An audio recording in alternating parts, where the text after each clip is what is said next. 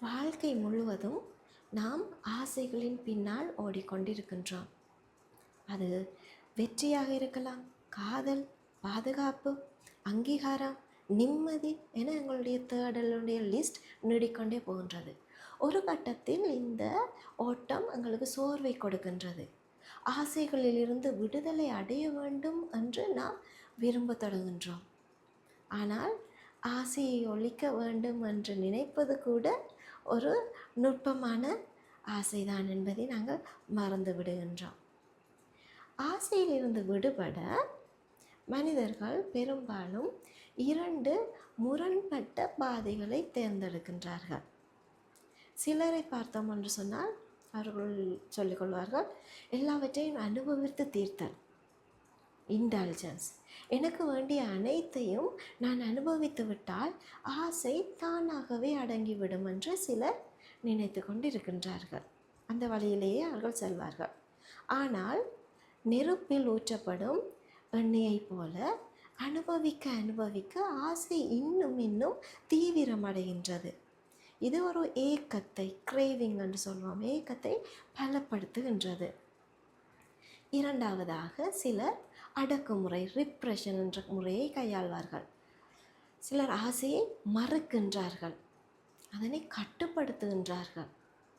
ஆனால் எதை நாம் அடக்குகின்றோமோ அது நமக்குள் ஒரு போராட்டத்தை, ஒரு இன கான்ஃப்ளிக்டை உருவாக்குகின்றது. மனம் தனக்குள்ளேயே பிரிந்து நின்று போர் செய்கின்றது. ஆகவே விழிப்புணர்வு என்பதுதான் ஒரே தீர்வு. ஏனென்றால் அனுபவித்த ஏக்கத்தை வளர்க்கின்றது, அடக்குதல் போராட்டத்தை வளர்க்கின்றது. ஆனால் விழிப்புணர்வு, அவேர்னஸ், இவை இரண்டையும் இல்லாமல் ஆக்குகின்றது. ஒரு ஆசை எழும்போது அதை செய்யவோ அல்லது அதை தடுக்கவோ முனையாமல் வரும் ஒரு சாட்சியாக அல்லது ஒரு ஒப்சர்வராக இருந்து அதனை உற்று பாருங்கள். ஒரு 3ஆம் நபரை போல் அதனை உற்று பாருங்கள். அதை ஊட்டி வளர்க்காதீர்கள். அதை ஒரு குற்றமுண்டு ஒதுக்கவும் வேண்டாம்.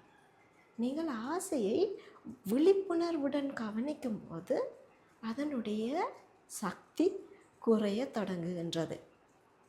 நீங்கள் அதனுடன் போராடவில்லை, மாறாக அதை முழுமையாக புரிந்து கொள்கின்றீர்கள்.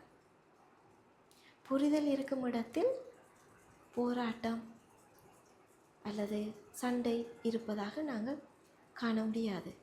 இப்போது இதே தான் நான் உங்களுக்கு செய்ய சொல்கின்றேன். அதே நேரம் இதை செய்வதற்கு நீங்கள் இந்த நிமிடத்தில் நீங்கள் இந்த ப்ரெசன்ஸை உணர்ந்து கொள்ள வேண்டும்.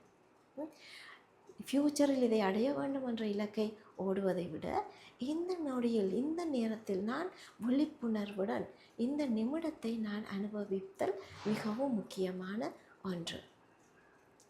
எப்போது நீங்கள் எதையும் தேடி ஓடுவதை நிறுத்திவிட்டு நிகழ்காலத்தில் மலர்கின்றீர்களோ அப்போது எஞ்சியிருப்பது தான் உங்களுடைய உண்மையான அமைதி.